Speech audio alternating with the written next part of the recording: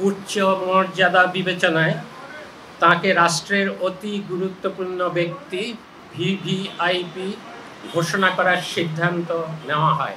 আজ মাননীয় প্রধান উপদেষ্টার সভাপতিত্বে রাষ্ট্রীয় অতিথি ভবন যমুনায় উপদেষ্টা পরিষদের একটি বিশেষ বৈঠক অনুষ্ঠিত হয়েছে।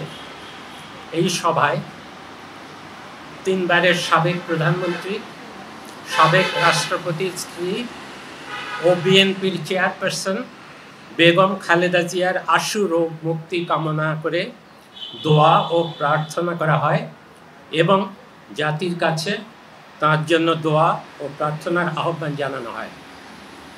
সভায় বেগম খালেদা জিয়ার বর্তমান শারীরিক অবস্থা বিবেচনায় হাসপাতালে তার নির্বিঘ্ন চিকিৎসা, প্রয়োজনে উন্নত চিকিৎসার জন্য বিদেশে নিয়ে যাওয়ার পরিকল্পনা, তার নিরাপত্তা ও যাতায়াতের সুবিধা এবং উচ্চ মর্যাদা বিবেচনায় তাকে রাষ্ট্রের অতি গুরুত্বপূর্ণ ব্যক্তি ভিভিআইপি ঘোষণা করার সিদ্ধান্ত নেওয়া হয়।